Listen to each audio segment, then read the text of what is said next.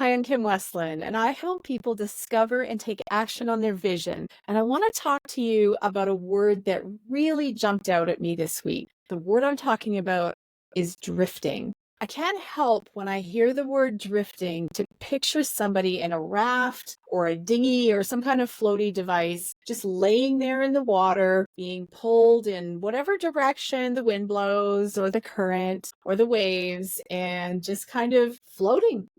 I remember one time as a kid going to a big lake in the place where I live and being on a tube. We used to have these big black inner tubes that we would throw into the water, blow up. And I remember us kids just fooling around on this tube, just kids having fun playing in the water and jumping around and floating and just kind of doing our thing. So you're probably going to guess what happened next. We were floating on this tube and we got distracted. And before we knew it, we had floated out past the safety buoys. We kind of looked up and a sense of panic was there. Of course, our parents, who were also watching us float out, yelling at us, were also very, very panicked by the situation. And we had no idea we had drifted that far and past the safety zone. So we got in big trouble that day because we weren't paying attention to where we were going and had just drifted away from the shore. It's a great example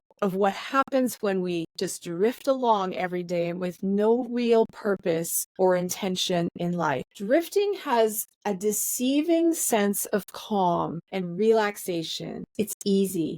It doesn't take any effort to drift. That's kind of the appeal, right? You lay there and you settle in and you see where the current takes you. But when it comes to how we live our lives every day, drifting can be a subtle, quiet danger. Drifting along has the ability to steal our time, our opportunities, maybe even some perspective as we get a little later in life, maybe our 40s, our 50s, our 60s and beyond, and think, how did I get here? It's a little unsettling. And some of the younger generation listening, you may not even be thinking of something like that. But anytime I start feeling that way, I stop and I assess, because the older I get, the more real this drifting becomes in my life. There is good news though. If you've been drifting along for a while and you have no real sense of where you're going, and there's maybe a little bit of frustration that has landed, or there's something missing, or you've neglected your health or your relationships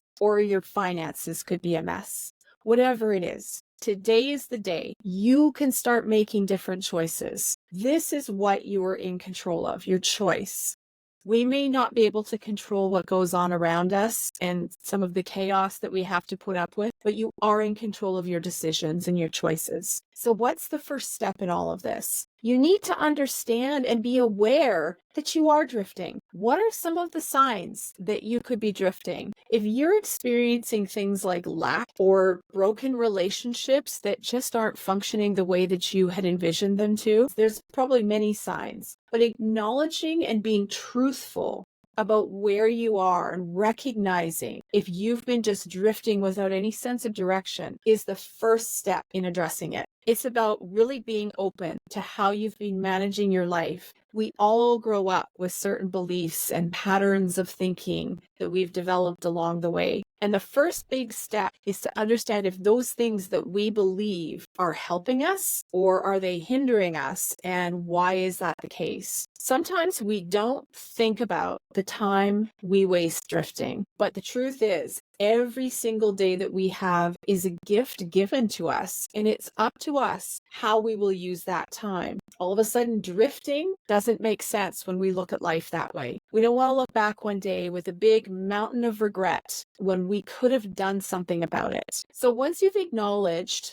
the cold, hard truth, maybe you've been drifting, then it's time to get real about where you are going and to start making plans to get there. It was a couple of months back, I was interviewing a fighter pilot. I was absolutely fascinated by the focus and the intention that he had with absolutely everything he did. After he left his career flying fighter jets, he applied that same focus and those same principles to his business ventures, because he became an entrepreneur, very, very successful, went on to do some amazing things. One important thing fighter pilots do is they use something called a flight management system. And for you and me, it's more like an advanced GPS. So basically, it works by plugging in the coordinates of where they want to go. And then this system addresses a lot of external factors as well, like the runway, maybe the weather, the altitude, so that they can arrive at their desired destination. It's a flight plan. And of course, no flight plan is perfect. They probably have to make many adjustments along the way, but the destination is very, very clear. And to me,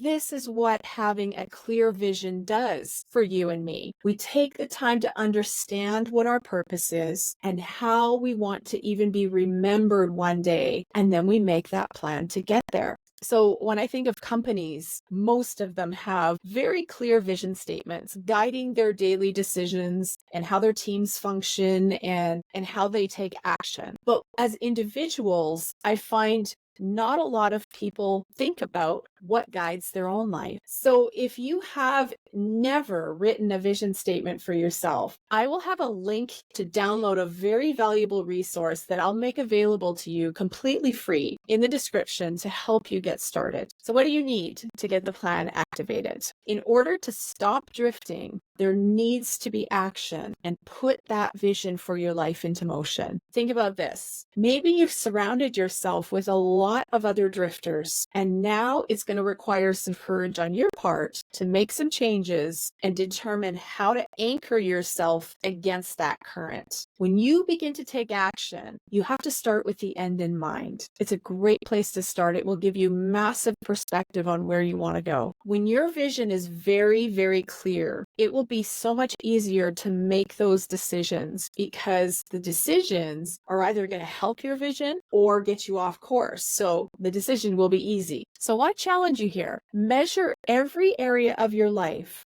and determine what adjustments are needed. You want to plug in those areas into your flight management system or your GPS. I was doing some research and I find the practice of salmon swimming upstream so interesting. I was really curious, so I dug in a little bit as to why they make such an extreme effort to go against the current. And I found out they do this for the actual survival of their offspring. They return to the most favorable environment to reproduce. And this is crucial for the existence of their species. So for a salmon, it appears that this is hardwired into their instincts to build resilience in this area, to swim against that rushing water and to get to where they need to be for survival. So think about that. They know their mission. It's not easy, but they know in order for their own existence, they have to go against that current and exert all of that effort and energy to get to where they need to be. Imagine for a minute,